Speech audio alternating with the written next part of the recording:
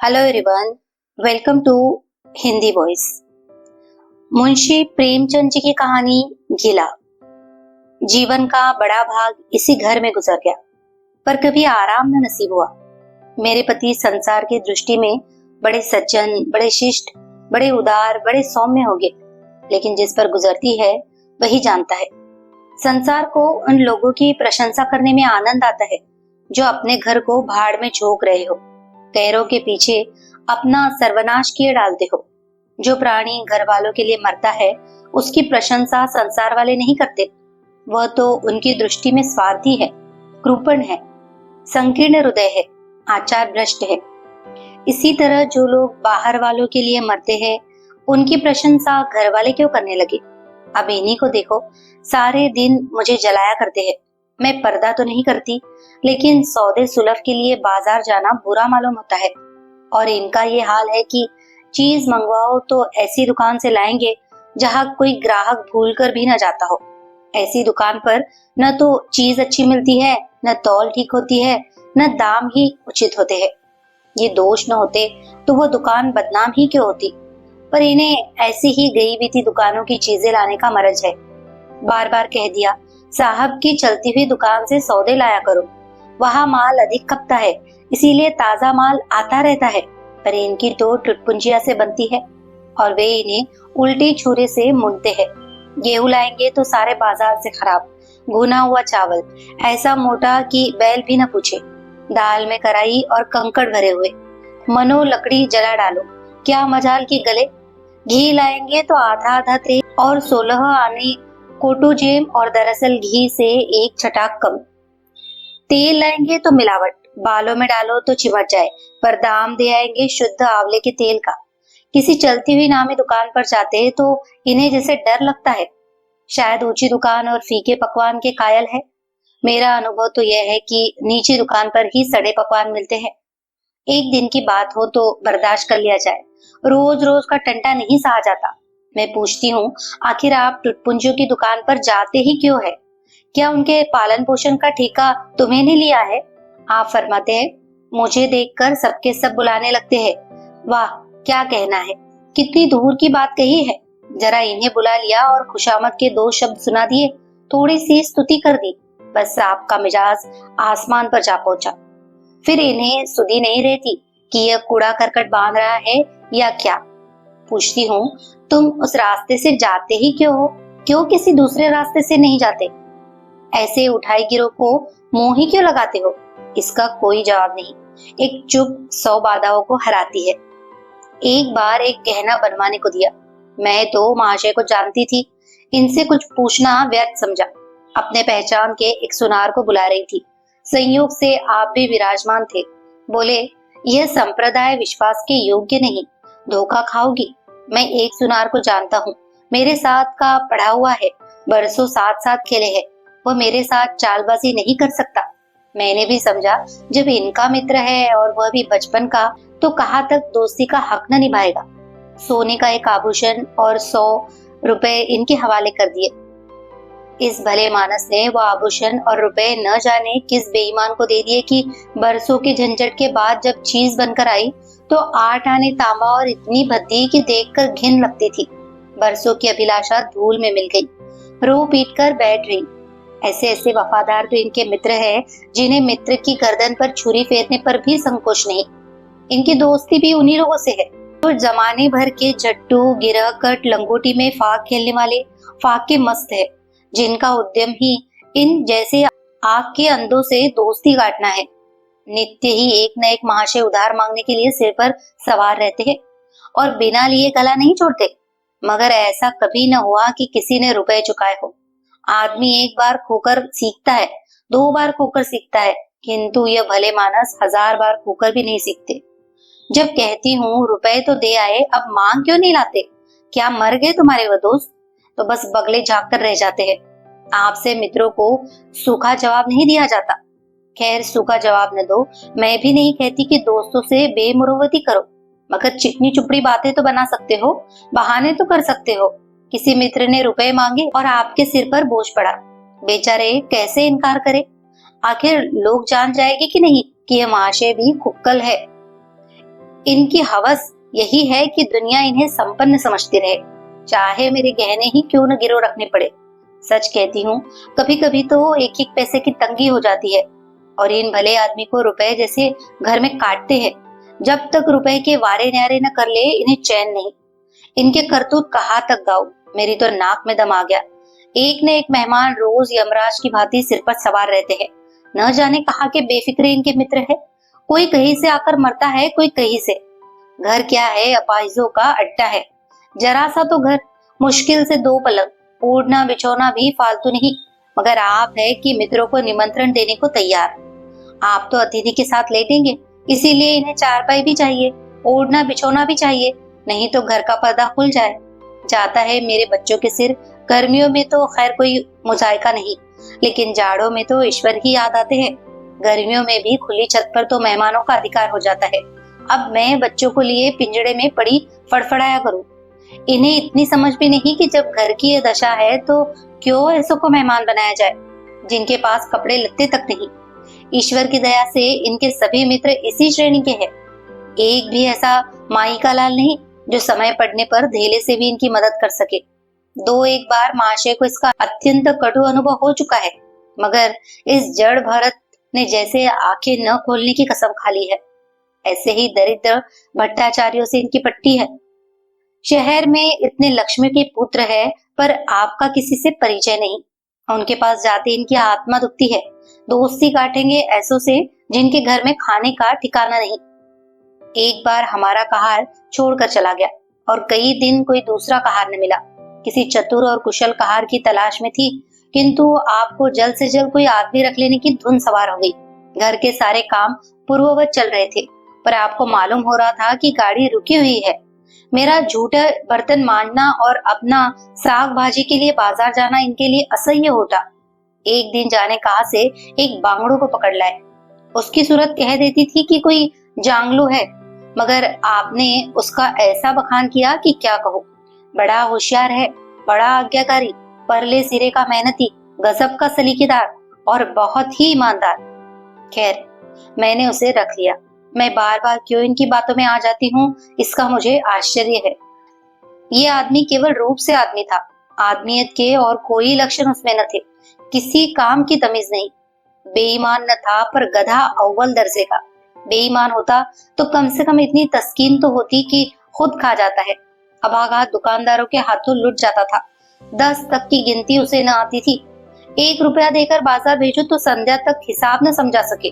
क्रोध P P कर रह जाती थी। रक्त खौलने लगता था कि दुष्ट के कान उखाड़ लूं, मगर इन महाशय को उसे कभी कुछ कहते नहीं देखा।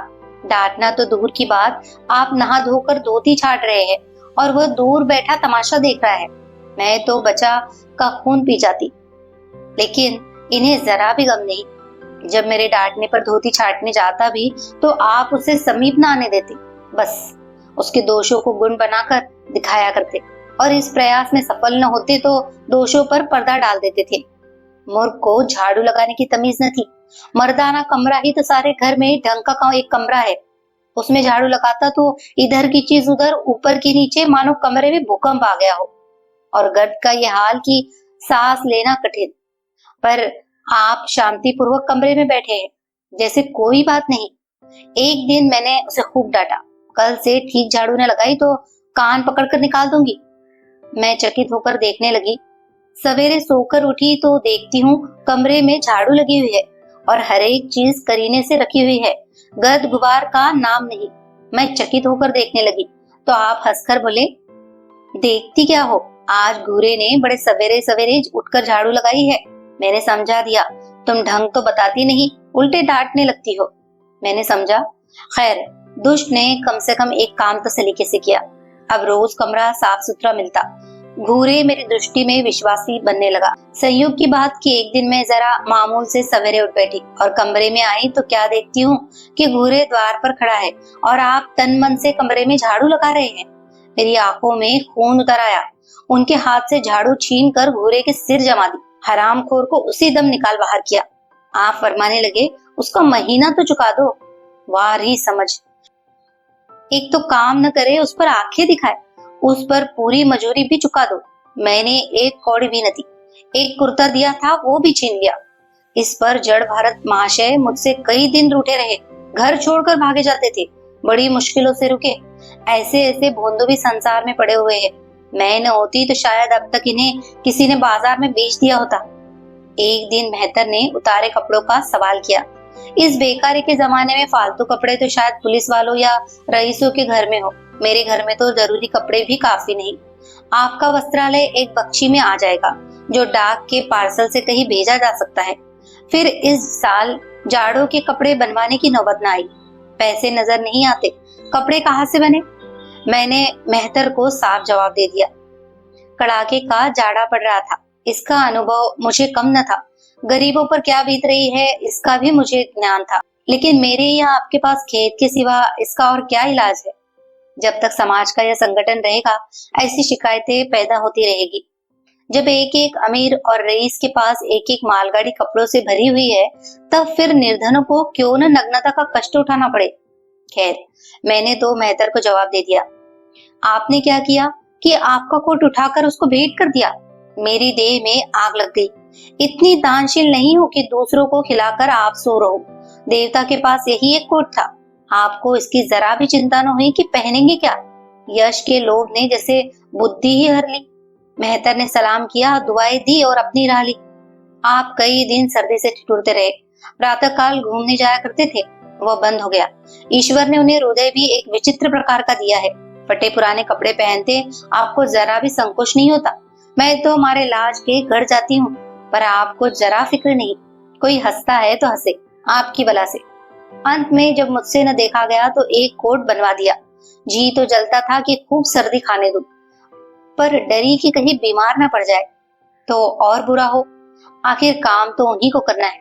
महाशय अपने दिल में समझते होंगे मैं कितना विनीत, कितना परोपकारी हूँ। शायद इन्हें इन बातों का गर्व हो। मैं इन्हें परोपकारी नहीं समझती, न विनीत ही समझती हूँ। यह जड़ता है, सीधी साधी निरेता। जिस मेहतर को आपने अपना कोट दिया, उसे मैंने कई बार रात को शराब के नशे में मस्त झूमता देखा है और आपको दिखा भी दिया है। फिर दूसरों की विवेकहीनता की पुरौती हम क्यों करें? अगर आप विनीत और परोपकारी होते तो घर वालों के प्रति भी तो आपके मन में कुछ उदारता होती। यह सारी उदारता बाहर वालों के लिए ही सुरक्षित है, घर वालों का उसका अल्पांश भी न मिलना चाहिए। मेरी इतनी अवस्था बीत गई, पर इस भले आदमी ने कभी अपने हाथ से मुझे कोई एक उपहार भी न दिया।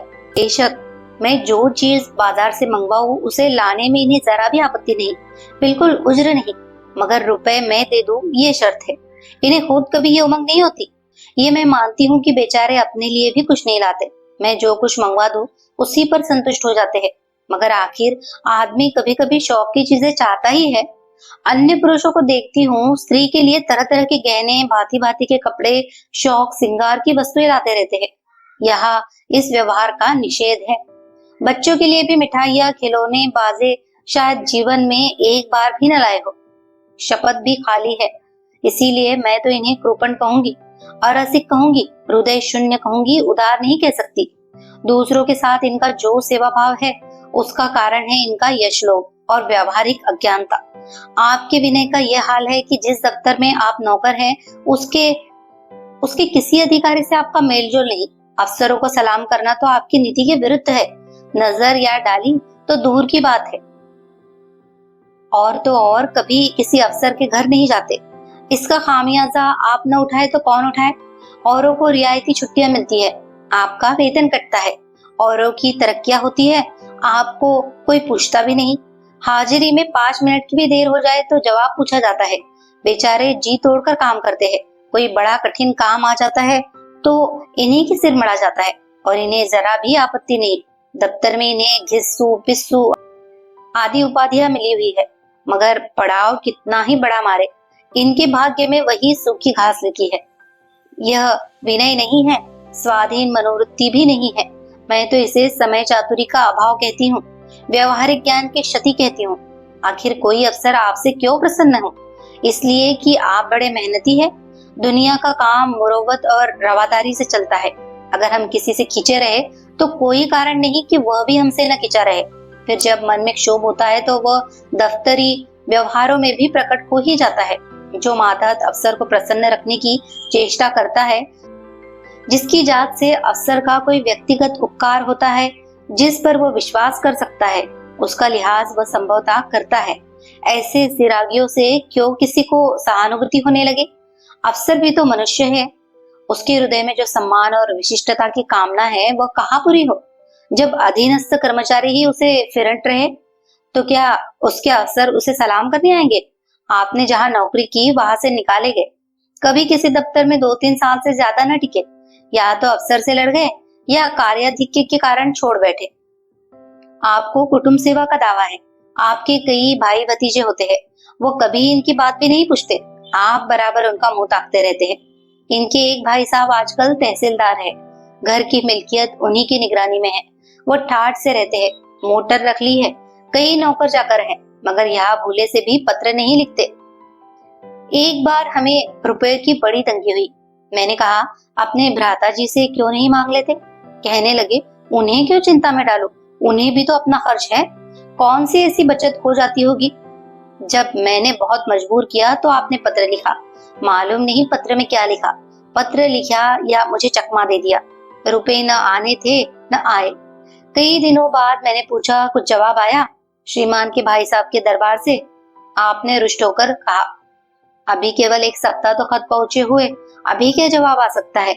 1 सप्ताह और गुजरा मगर जवाब नदारद। अब आपका ये हाल है कि मुझे कुछ बातचीत करने का अवसर ही नहीं देते। इतने प्रसन्नचित नजर आते हैं कि क्या कहूँ। बाहर से आते हैं तो खुश खुश, कोई न कोई शगुफा लिए हुए। मेरी खुशामद भी खूब हो रही है, मेरे मैके वालों की प्रशंसा भी हो रही है, मेरे गृह प्रबंध का बखान भी असाधारण रीति से किया जा रहा है। मैं इस महाशय की चाल समझ रही थी। ये सारे दिलजोई केवल इसलिए कि श्रीमान के भाई साहब के विषय में कुछ पूछ न बैठो। सारे राजनीतिक, आर्थिक, सामाजिक, आचारिक प्रश्नों की मुझसे व्याख्या की जाती थी, इतने विस्तार और गवेषणा के साथ कि विशेषज्ञ भी लोहा मान जाए, केवल इसलिए कि मुझे वह प्रसंग उठाने का अवसर न मिले। लेकिन भला मैं कब चूकने वाली थी? जब पूरे 2 सप्ताह गुजर गए और बीमे के रुपए भेजने की मिति मौत की तरह सिर पर सवार हो गई तो मैंने पूछा, क्या हुआ? तुम्हारे भाई साहब ने श्रीमुख से कुछ फरमाया था या अभी तक पत्र नहीं पहुंचा? आखिर घर की जायदाद में हमारा भी कुछ हिस्सा है या नहीं? या हम किसी लौंडी दासी की संतान हैं? 500 रुपए साल का नफा तो 10 साल पहले था, अब तो 1000 से कम न होगा। पर हमें कभी एक कानी कौड़ी भी नहीं मिली। मोटे हिसाब से हमें 2000 मिलना चाहिए। 2000 न हो, 1000 हो, 500 हो, 250 हो, कुछ न हो तो बीमा की प्रीमियम भर के तो हो। तहसीलदार साहब की आमदनी हमारी आमदनी की चौगुनी है, रिश्वतें भी लेते हैं, तो फिर हमारे रुपए क्यों नहीं देते? आप हे हाँ हाँ करने लगे। कहने लगे वो बेचारे घर की मरम्मत करवाते हैं, बंधु बांधवों का स्वागत सत्कार करते हैं, नातेदारियों में भेंट भाट भेजते हैं, और कहाँ से लावे जो हमारे पास भेजे। वारी बुद्धि, मानो जायदाद इसीलिए होती है कि उसकी कमाई उसी में खर्च हो जाए। इस भले आदमी को बहाने गढ़ने भी नहीं आते। मुझसे पूछते हैं कि मैं 1 नहीं 1000 बता देती, एक से बढ़कर एक कह देते। घर में आग लग गई, सब कुछ स्वाहा हो गया था, या चोरी हो गई, तिनका तक न बचा, या 10,000 का अनाज भरा था उसमें घाटा रहा, या किसी से फौजदारी हो गई उसमें दिवाला पिट गया। आपको सूझी भी तो लचर सी बात, तकदीर ठोक कर बैठ रही। पड़ोस की एक महिला से रुपए कर्ज लिए तब जाकर काम चला। फिर भी आप भाई भतीजों की तारीफ के पुल बांधते हैं तो मेरे शरीर में आग लग जाती है। ऐसे कौरों से ईश्वर बचाए। ईश्वर की दया से आपके 2 बच्चे हैं, 2 बच्चियां भी हैं। ईश्वर की दया कहो या कोप कहो, सब के सब उद्यमी हो गए हैं कि खुदा की पनाह। मगर क्या मजाल है कि ये भोंदू किसी को कड़ी आंखों से देखे। रात के 8 बज गए हैं, युवराज अभी घूमकर नहीं आए। मैं घबरा रही हूँ, आप निश्चिंत बैठे अखबार पढ़ रहे हैं।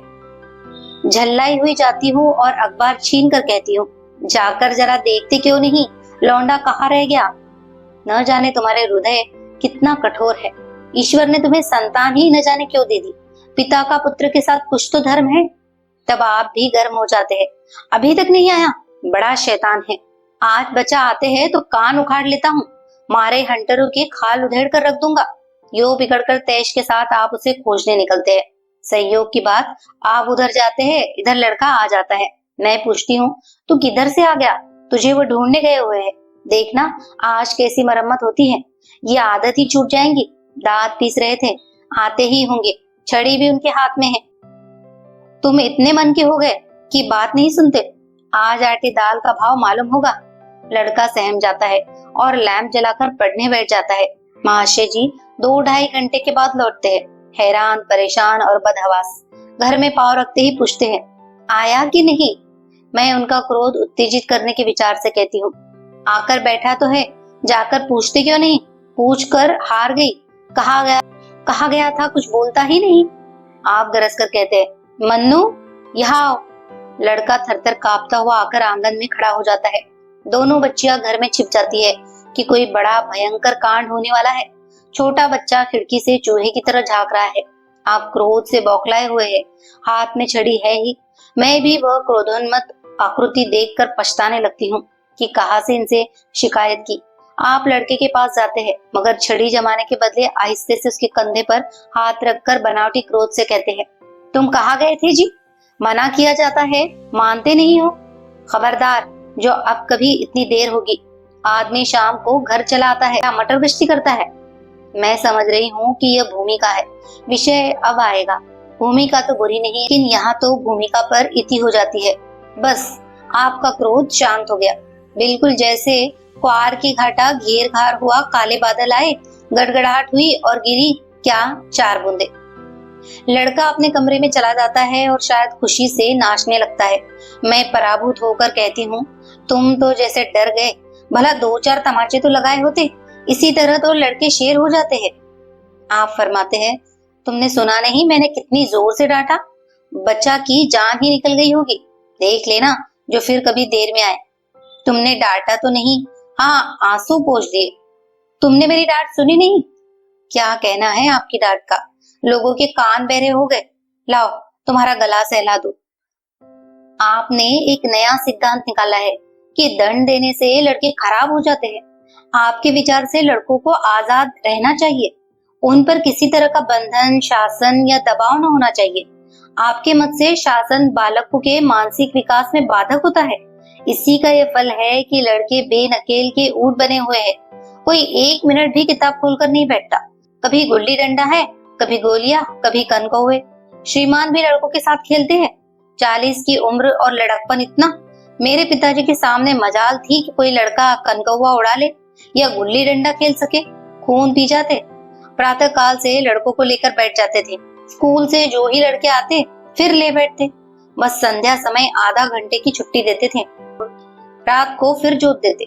यह नहीं कि आप तो अखबार पढ़ा करे और लड़के गली गली भटकते रहे। कभी कभी आप सींग कटाकर बछड़े बन जाते हैं, लड़कों के साथ ताश खेलने बैठा करते हैं। ऐसे बाप का भला लड़कों पर क्या रोग हो सकता है? पिताजी के सामने मेरे भाई सीधे ताक नहीं सकते थे। उनकी आवाज सुनते ही तहलका मच जाता था। उन्होंने घर में कदम रखा और शांति का साम्राज्य हुआ। उसके सम्मुख जाते लड़कों के प्राण सूखते थे। उसी शासन की यह बरकत है कि सभी लड़के अच्छे अच्छे पदों पर पहुंच गए। हाँ, स्वास्थ्य किसी का अच्छा नहीं है, तो पिताजी ही का स्वास्थ्य कौन बड़ा अच्छा था। बेचारे हमेशा किसी न किसी औषधि का सेवन करते रहते थे। और क्या कहूँ, एक दिन तो हद ही हो गई। श्रीमान जी लड़कों को कनकौवा उड़ाने की शिक्षा दे रहे थे। यो घुमाओ, यो गोता दो, यो खींचो, यो ढील दो, ऐसा तन मन से सिखा रहे थे मानो गुरु मंत्र दे रहे हो। उस दिन मैंने इनकी ऐसी खबर ली कि याद करते होंगे, तुम कौन होते हो मेरे बच्चों को बिगाड़ने वाले? तुम्हें घर से कोई मतलब नहीं है न हो, लेकिन आप मेरे बच्चों को खराब न कीजिए, बुरी बुरी आदतें न सिखाइए। आप उन्हें सुधार नहीं सकते तो कम से कम बिगाड़िए मत। लगे बगले झांकते। मैं चाहती हूँ एक बार यह भी गर्म पड़े तो अपना चंडी रूप दिखाओ, पर ये इतना जल्दी दब जाते हैं कि मैं हार जाती हूँ। पिताजी किसी लड़के को मेले तमाशे न ले जाते थे, लड़का सिर पटक कर मर जाए, मगर जरा भी न पसीजते थे। और इन महात्मा जी का ये हाल है कि एक एक से पूछ कर मेले ले जाते हैं। चलो चलो, वहाँ बड़ी बहार है, खूब आतिशबाजियां छूटेगी, गुब्बारे उड़ेंगे, विलायती चरखियां भी है, उन पर मजे से बैठना। और तो और आप लड़कों को हॉकी खेलने से भी नहीं रोकते। ये अंग्रेजी खेल भी कितनी जानलेवा होते हैं। क्रिकेट, फुटबॉल, हॉकी एक से एक घातक। गेंद लग जाए तो जान लेकर ही छोड़े। पर आपको इन सभी खेलों से प्रेम है। कोई लड़का मैच में जीत कर आ जाता है तो ऐसे फूल उठते हैं मानो किला जीत कर आया हो। आपको इसकी जरा भी परवाह नहीं कि चोट चपेट आ गई तो क्या होगा, हाथ पांव टूट गए तो बेचारों की जिंदगी कैसे पार लगेगी। पिछले साल कन्या का विवाह था। आपको जिद थी कि दहेज के नाम काने कौड़ी भी न देंगे, चाहे कन्या आजीवन कुंवारी बैठी रहे। यहाँ भी आपका आदर्शवाद आखुदा। समाज के नेताओं का छल प्रपंच आए दिन देखते रहते, फिर भी आपकी आंखें नहीं खुलती। जब तक समाज की व्यवस्था कायम है और युवती कन्या का अविवाहित रहना निंदास्पद है, तब तक यह प्रथा मिटने की नहीं।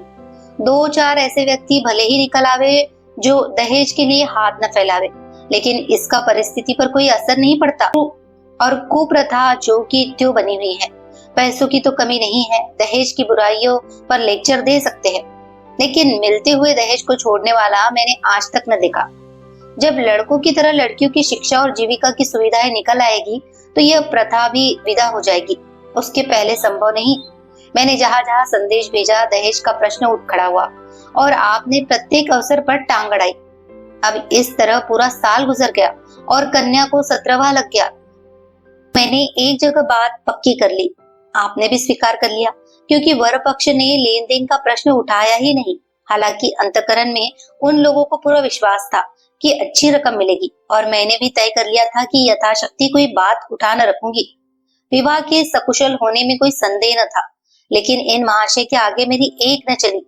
यह प्रथा निंद्य है, यह रस्म निरर्थक है, यह रुपये की क्या जरूरत, यह गीतों का क्या काम। नाक में दम था। यह क्यों वह क्यों, यह तो साफ दहेज है, तुमने मेरे मुंह में कालिक लगा दी, मेरी आबरू मिटा दी। जरा सोचिए इस परिस्थिति को कि 12 द्वार पर पड़ी हुई है और यह बात बात पर शास्त्रार्थ हो रहा है। विवाह का मुहूर्त आधी रात की बात था। प्रथा अनुसार मैंने व्रत रखा, किंतु आपकी टेक थी कि व्रत की कोई जरूरत नहीं। जब लड़के के माता पिता व्रत नहीं रखते, जब लड़का तक व्रत नहीं रखता, तो कन्या पक्ष वाले ही व्रत क्यों रखें। मैं और सारा खानदान मना करता रहा, लेकिन आपने नाश्ता किया, भोजन किया। खैर, कन्यादान का मुहूर्त आया। आप सदैव से इस प्रथा के विरोधी है, आप इसे निषिद्ध समझते हैं। कन्या क्या दान की वस्तु है? दान रुपए पैसे जगह जमीन का हो सकता है, पशुदान भी होता है, लेकिन लड़की का दान एक लचर सी बात है। कितना समझाती हूँ, पुरानी प्रथा है, वेद काल से होती चली आई है, शास्त्रों में इसकी व्यवस्था है, संबंधी समझा रहे हैं, पंडित समझा रहे हैं, पर आपकी कान पर जू तक नहीं रेंगती। हाथ जोड़ती हूँ, पैरों पड़ती हूँ, गिड़गिड़ाती हूँ, लेकिन मंडप के नीचे न गए। और मजा यह है कि आपने ही तो यह अनर्थ किया और आप ही मुझसे रूठ गए। विवाह के पश्चात महीनों बोलचाल न रही, झक मारकर मुझी को मनाना पड़ा। किंतु सबसे बड़ी विडंबना यह है कि इन सारे दुर्गुणों के होते हुए भी मैं इनसे एक दिन भी पृथक नहीं रह सकती, एक क्षण का वियोग नहीं सह सकती। इन सारे दोषों पर भी मुझे इनसे प्रगाढ़ प्रेम है। इनमें यह कौन सा गुण है जिस पर मैं मुग्ध हूँ, मैं खुद नहीं जानती, पर इनमें कोई बात ऐसी है जो मुझे इनकी चेरी बनाए हुए है। वह जरा मामूली सी देर में घर आते हैं तो प्राण नहों में समा जाते हैं। आज यदि विधाता इनके बदले मुझे कोई विद्या और बुद्धि का पुतला, रूप और धन का देवता भी दे, तो मैं उसकी ओर आंखें उठाकर न देखूं। यह धर्म की बेड़ी नहीं है, कदापि नहीं, प्रथागत पतिव्रत भी नहीं, बल्कि हम दोनों की प्रकृति में कुछ ऐसी क्षमताएं, कुछ व्यवस्थाएं उत्पन्न हो गई है, मानो किसी मशीन के कल पुर्जे घिस घिसा कर फिट हो गए हो और एक पुर्जे की जगह दूसरा पुर्जा काम न दे सके, चाहे वह पहले से कितना ही सुडौल, नया और सुदृढ़ क्यों न हो। जाने हुए रास्ते से हम निशंक आंखें बंद किए जाते हैं।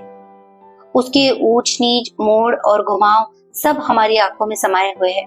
अनजान रास्ते पर चलना कितना कष्टप्रद होगा। शायद आज मैं इनके दोषों को गुणों से बदलने पर भी तैयार न होगी। कहानी अगर आपको पसंद आई हो तो प्लीज इसे लाइक करें, शेयर करें और कमेंट करें। और प्रेमचंद जी की सारी कहानियां सुनने के लिए हमारे चैनल को सब्सक्राइब भी कर लीजिए। धन्यवाद।